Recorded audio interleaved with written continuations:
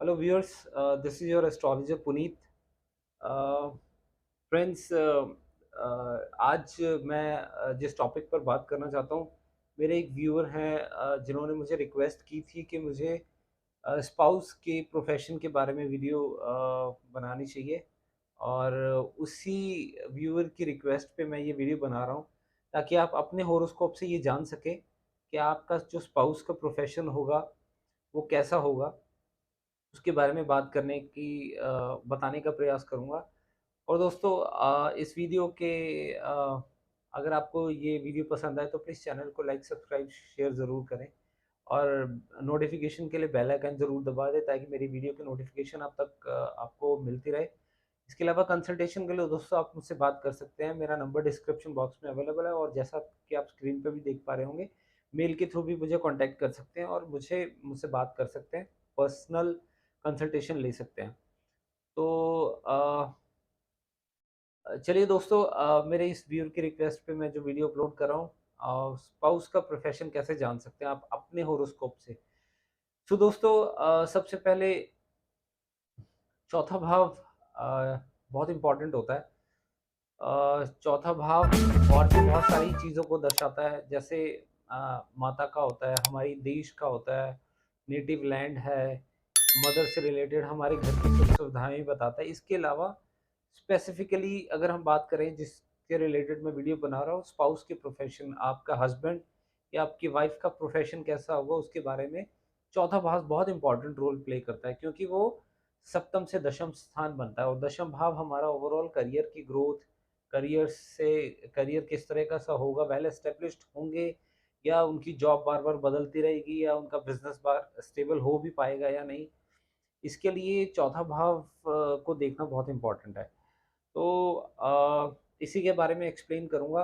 वैसे स्पेसिफिकली अगर हम प्रोफेशन की बात करेंगे तो चौथा भाव, अगर आपके पार्टनर की इनकम देखनी है तो आपको पंचम भाव देखना होगा अपने हॉरोस्कोप का, और अगर आपको फाइनेंसेस देखने हैं अपने स्पाउस के, तो उसके लिए हमें 8th हाउस देखना होगा, जो कि सप्तम से सेकंड हाउस है। तो यहाँ पे जो बता रहा हूँ मैं आपको स्पाउस के प्रोफेशन के बारे में, कुछ ऐसे कॉम्बिनेशंस हैं जिसके बारे में बताऊँगा कि प्रोफेशन किस कंडीशन में अच्छा हो सकता है। सबसे पहले दोस्तों, आपके 4th हाउस का लॉर्ड 4th में होगा, तो स्पाउस का प्रोफेशन बहुत अच्छा होगा। काफ़ी सारी चीज़ें निर्भर करती हैं, जो 4th लॉर्ड है वो है कौन-सा? सूर्य है, चंद्रमा है, मंगल है, बृहस्पति है, उसके अकॉर्डिंगली भी परिणाम आएँगे। और संघर्ष या उसकी क्या एडवांटेज रह सकती है, ये सब चीज़ें प्लैनेट के कारक तत्वों पे भी डिपेंड करती है। पर ओवरऑल ये पोजीशन अच्छी है अगर 4th हाउस का लॉर्ड 4th में होगा। और दूसरी पोजीशन ये है कि जब कोई उच्च का प्लैनेट 4th हाउस में होगा, तब भी प्रोफेशन बहुत अच्छा होगा। क्योंकि चाहे उसका डिस्पोज़िटर ही कहीं प्रॉब्लम, मतलब जैसे कहीं जाके नीच हो जाता है। अगर मान लीजिए 4th हाउस का लॉर्ड नीच हो जाता है किसी भाव में जाके, तो वहाँ से तो 4th हाउस को कहीं न कहीं वो एक नीचे गिराने का काम करेगा, उसको वीक करेगा आपके स्पाउस के प्रोफ़ेशन को। मगर अगर कोई वहाँ पे आके उच्च का प्लैनेट बैठ जाता है, तो उसको स्ट्रेंथ मिल गई। कहीं न कहीं जैसे आप मान लीजिए वीक है, मगर आपको कोई सँभालने के लिए, आपके घर को सँभालने के लिए कोई कोई बहुत ही स्ट्रॉन्ग पर्सनैलिटी आपके साथ एसोसिएट हो जाते हैं, आपके साथ जुड़ जाते हैं, तो वो कहीं न कहीं उसको स्ट्रेंथ तो देंगे। तो इसीलिए कहा गया है कि अगर कोई उच्च का प्लैनेट अगर आपके वहाँ पे आके बैठ जाता है, या स्वराशि का, या कोई भी मूल त्रिकोण की राशि में अगर कोई प्लैनेट आके वहाँ पे बैठता है, तो उसको स्ट्रॉन्ग ही माना जाएगा। और शुभ ग्रहों की दृष्टि भी उसको स्ट्रेंथ देने का काम करती है। अगर कोई शुभ ग्रह आपके 4th हाउस को एस्पेक्ट कर रहा है, तब और ज़्यादा वृद्धि बढ़ जाएगी। इस पोजीशन के साथ अगर कोई स्वराशि या उच्च का प्लैनेट बैठ जाता है। इसके अलावा दोस्तों, अगर और ज़्यादा स्ट्रॉन्ग पोजीशन के बारे में देखा जाए कि आपके स्पाउस का प्रोफेशन कैसा होगा, अगर आपकी कुंडली में 4th हाउस में कोई शुभ ग्रह अच्छी राशि में बैठा है, फ्रेंडली साइन में बैठा है, स्वराशि उच्च राशि में बैठा है, और उसका 4th हाउस का जो लॉर्ड है, उस प्लैनेट का जो डिस्पोजिटर है, वो किसी हाउस में जाकर अच्छी राशि में बैठ जाता है, तो ये एक स्ट्रॉन्ग पोजीशन मानी जाएगी जहाँ पर आपके स्पाउस का प्रोफ़ेशन आप देखेंगे वेल एस्टेब्लिश्ड, बहुत ही अच्छी रेप्यूटेड जॉब पे होंगे या अच्छा बिज़नेस कर रहे होंगे। किस डिपार्टमेंट में जॉब कर रहे होंगे या किस चीज़ से रिलेटेड उनका बिज़नेस होगा, वो मैं जैसे आपके लगन से 11वें भाव की बात करेंगे, आप लगन से दशम भाव की बात करेंगे तो वो आपका करियर है। और वो आप किस मतलब आप किस डिपार्टमेंट में या कौन-सा ऐसा प्रोडक्ट होगा जिसके ऊपर आप काम करेंगे या कौन-सा ऐसा डिपार्टमेंट होगा, वो हम 11th हाउस से देखते हैं।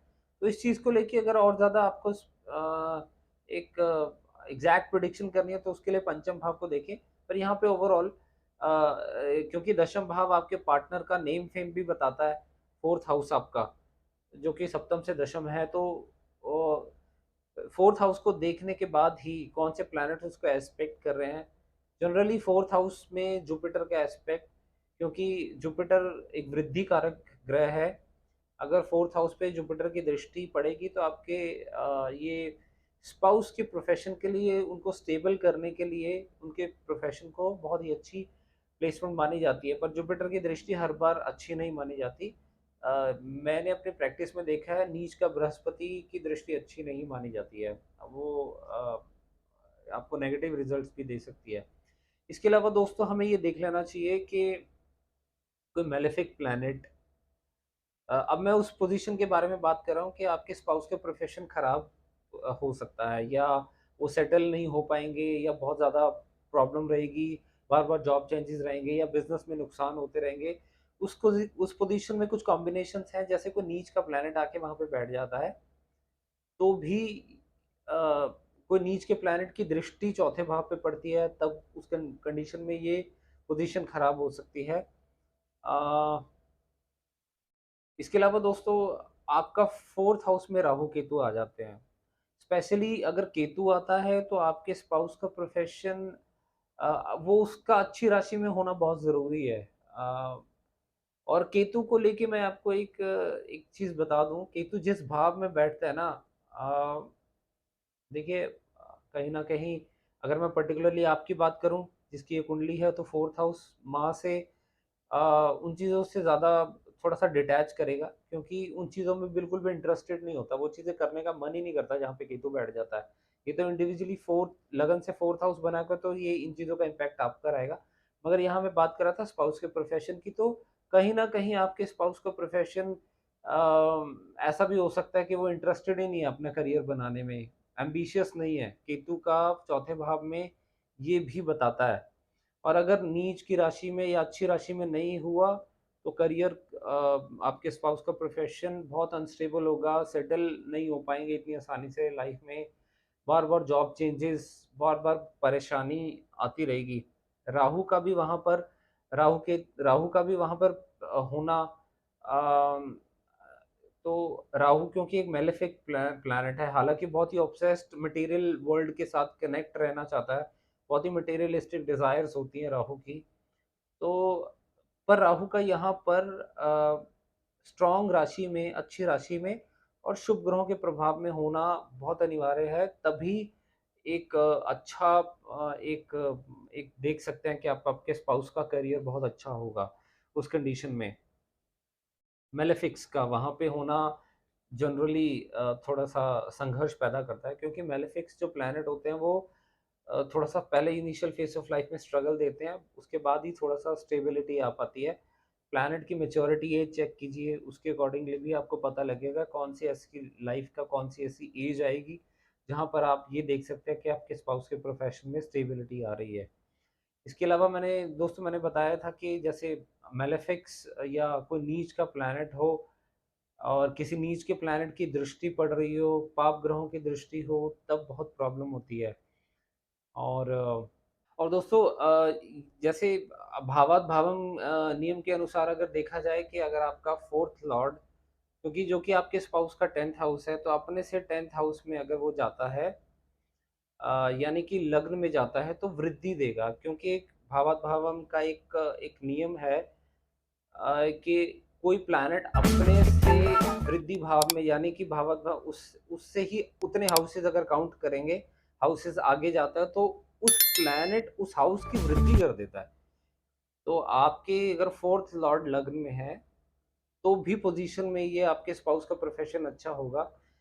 और एक और कंडीशन है कि जहाँ पर हम ये कह सकते हैं, जनरली आप देखेंगे कि कोई भी हाउस से 6th, 8th, 12th हाउसेज़ जो होते हैं, वो नेगेटिव माने जाते हैं। तो जैसे अ, चौथा भाव अगर आपकी माँ है, तो 9th हाउस उनका रोग भाव है, छठा भाव है, चौथे से छठा। तो आप देखेंगे कि जब भी आपकी मदर 9th हाउस एक्टिवेट होगा, 9th लॉर्ड एक्टिवेट होगा, स्पेसिफिकली 9th लॉर्ड, तो आपकी मदर बीमार होंगी। हालाँकि वो त्रिकोण भाव है, मगर त्रिकोण भाव वो लगन से है, छठे से चौथे से नहीं है। चौथे से अगर आपको कुछ एडवांटेज लेनी है तो उनका केंद्र हाउसेस या त्रिकोण हाउसेस काउंट करें तभी उसका अच्छा फल मिलेगा। जनरली आपके स्पाउस का प्रोफ़ेशन है, तो स्पाउस के प्रोफ़ेशन से उनकी यानी कि आपका 4th लॉर्ड अपने से छठे, 8वें और 12वें भाव में नहीं होना चाहिए।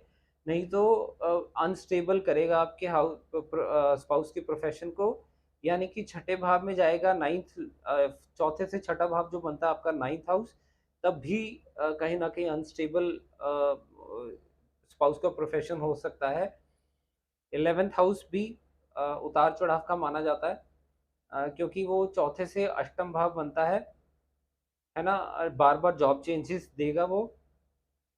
इसके अलावा दोस्तों 12वाँ स्थान चौथे से यानी कि 3rd हाउस में भी अगर आपका 4th लॉर्ड जाता है, वो भी पोज़ीशन आपके स्पाउस के लिए ठीक नहीं है, क्योंकि वो चौथे से 12वाँ स्थान बनता है। तो ऐसा हो सकता है कि आपके स्पाउस को अगर वो 3rd हाउस में है, तो उनको अपनी नौकरी या बिज़नेस के लिए विदेश जाना पड़ सकता है, क्योंकि 12वाँ भाव विदेश का होता है। तो दोस्तों ये मेरे एनालिसिस हैं, जैसा मेरे व्यूअर ने रिक्वेस्ट की थी। आई होप आपको ये वीडियो पसंद आएगी, और अगर आपको ये वीडियो पसंद आए तो प्लीज़ चैनल को लाइक, सब्सक्राइब, शेयर ज़रूर करें और बने रहें पुनीत एस्ट्रोलॉजी के साथ। Thank you very much for your support so far in this journey. अभी अब और वीडियो अपलोड, वैसे मून की ऑलरेडी सीरीज़ चल रही है, तो मैंने एक रिक्वेस्ट पे ये वीडियो अपलोड कर रहा हूँ। तो आई होप मेरे उस व्यूअर को ये वीडियो ज़रूर पसंद आएगी। Thank you very very much for loving this Puneet astrology, your astro channel, one stop astro channel. And this is Puneet signing off. We'll catch you in the next video. Till then, you take care and God bless you all. Thank you. Jai Shri Krishna.